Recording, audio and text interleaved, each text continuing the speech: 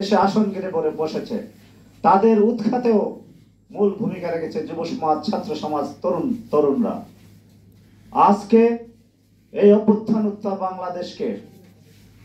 বাংলাদেশের স্বাধীনতা এবং সার্বভৌমত্ব রক্ষায় এবং যারা আজকে এই 24শে জুলাই বিপ্লবে শাহাদাত বরণ করেছেন তাদের প্রতি কৃতজ্ঞতা হিসাবে এই দেশকে প্রকৃতপক্ষে একটি স্বাধীন, সার্বভৌম, সুখী এবং সমৃদ্ধশালী রাষ্ট্র হিসেবে গড়ে তোলার জন্য আমাদের এই যুব সমাজকে ভূমিকা পালন করতে হবে। আমরা রক্ত দিয়ে এই ফ্যাসিস্টকে মুক্ত করেছি, এই দেশকে ফ্যাসিস্ট মুক্ত করেছি।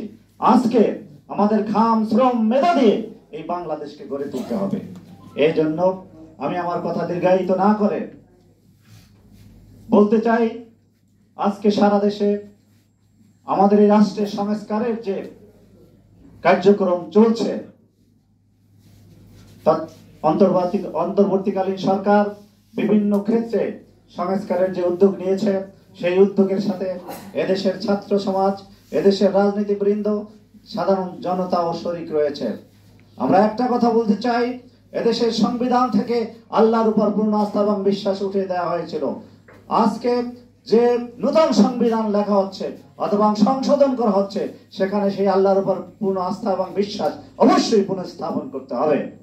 এদেশে সংখ্যাগরিষ্ঠ মানুষ মুসলমান, 92 ভাগেই বাংলাদেশে কোরআন এবং সুন্নাহ বিরোধী কোনো আইন এদেশে কখনোই মেনে নেওয়া যাবে না এবং মেনে নেওয়া হবে না।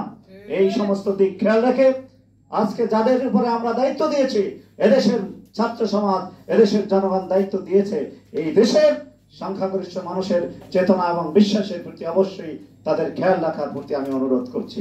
একই সাথে এই দেশকে অস্থিতিশীল করার জন্য যে চক্রান্ত বিভিন্ন দিক থেকে, বিশেষ করে এই আধিপত্যবাদী ভারত, যারা এই শেখ হাসিনাকে এখানে বসিয়েছিল এদেশের মানুষের উপরে জুলুম এবং নির্যাতন করার জন্য, আজকে সেই দিল্লিতে শেখ হাসিনা বসে ভারতের সাথে যোগ সাজসে এদেশকে অস্থিতিশীল করার জন্য যত চেষ্টাই করুক, এদেশের তরুণ এবং যুবকরা বেঁচে থাকতে ওই চেষ্টা কখনোই সফল হবে না। এই জন্য সবাই সজাগ এবং সাবধান থাকবেন, এই প্রত্যাশা ব্যক্ত করে আমার বক্তব্য শেষ করছি। আসসালামু আলাইকুম ওয়া রাহমাতুল্লাহি ওয়া বারাকাতুহু।